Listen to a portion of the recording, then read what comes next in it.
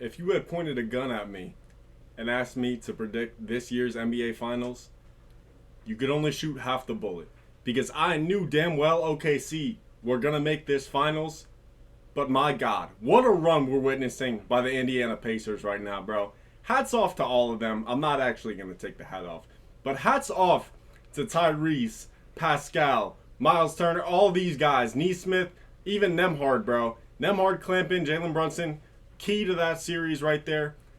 And I just want to say, like, grand scheme of things, this has probably been like a B plus or an A NBA playoffs we're seeing right now. This has been an elite run.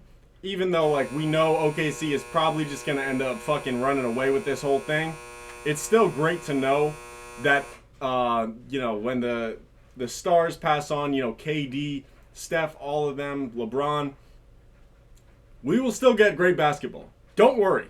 Like, do not fucking worry, bro. Ben Simmons is here. We're all good. But nah, for real, though. I just want to say, bro, fuck the fucking Knicks. Yes, this is about to be like a minute or 2 minute Knicks rant right here. I knew it, bro. I knew that Boston Celtics run was a damn fluke. And if you played against a team that plays actual fucking basketball and not that Joe Mazzulla bullshit, this would be the result. Obviously, like, I didn't think the Knicks were going to lose fucking game one with 50 seconds left or whatever. But let's be real here. The Pacers were the best team. The better team. They're not the best team, but they were the better team in that series. And they've been doing it this whole playoff run. They beat the Cavs. I don't even fucking remember who they beat in the first round, to be honest. The Bucks. Dude, they've been on a great fucking run. And I just think we need to appreciate the Pacers for what they did to basketball this playoff run. Because very rarely, I mean, like, even a couple of years ago, we had the Miami Heat. But very rarely in, like, the grand scheme of NBA, we don't see these lower seeds making the finals. And I just want to give props to Halliburton, Rick Carlisle, literally everybody on the Indiana Pacers staff. However, the OKC hammer is about to come down, bro. I'm predicting OKC probably get them out in like 5 games. And if they take more than 5 games, I will tip my cap once again to the Pacers. Because let's be real here. There is a fucking massive gap between these two teams right here. The Thunder would have swept the Knicks if they played them. So, the idea that this game will go, or this series, I should say, the idea that this series will probably go further than 6 games, get it out of your head, bro. I just don't see it. I don't see a world where OKC even fucking hesitates to go for the throat and just kill this series off in 4 or 5 games. Real talk, bro. Denver, bro, congratulations. Y'all had the best shot out of anybody. For real. Y'all had the best chance out of anybody, and they still got you up out of there in 7.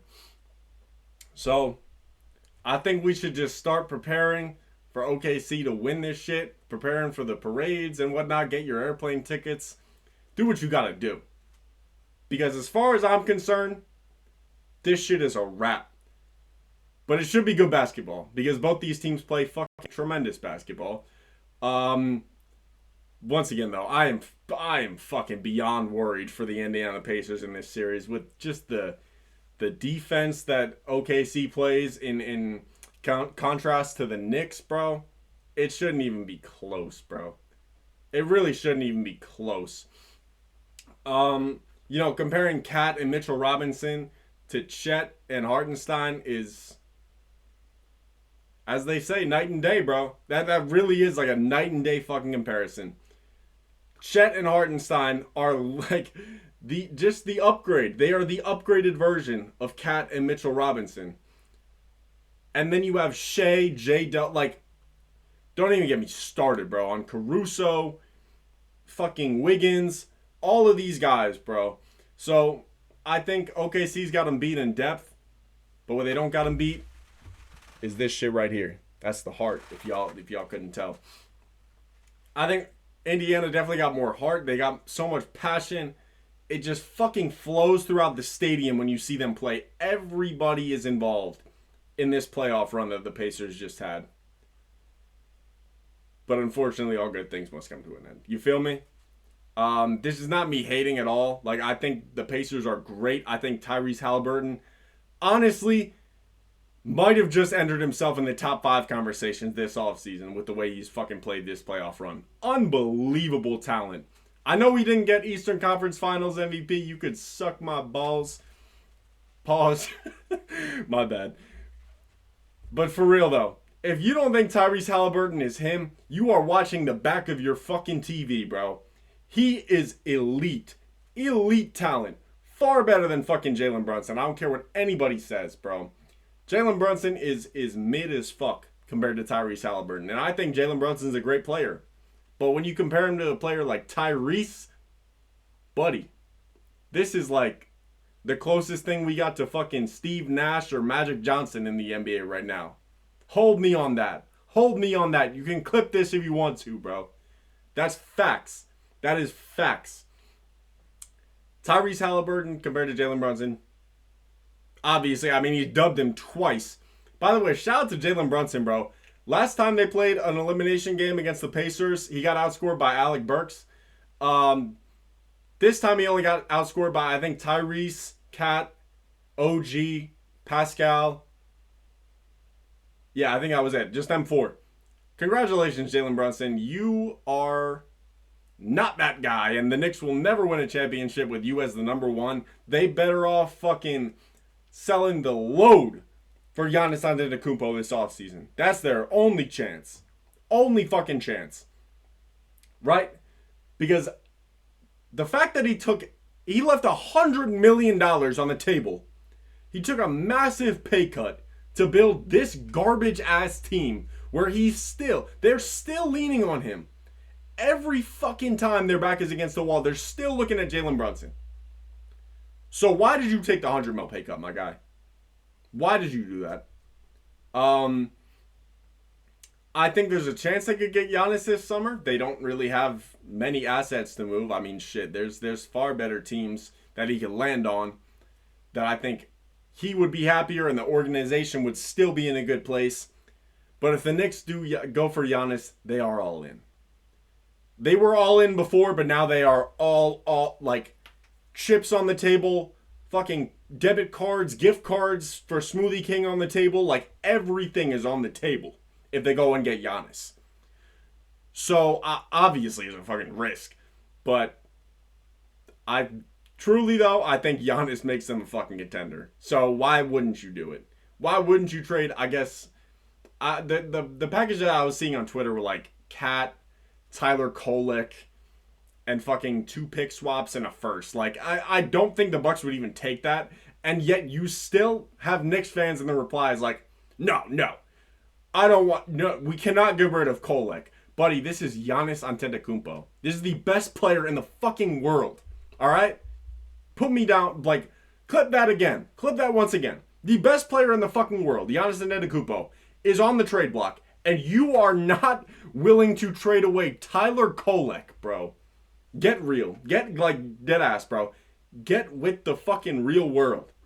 You take that deal 100 times out of 100. No bullshit. Like, no hesitation. Alright?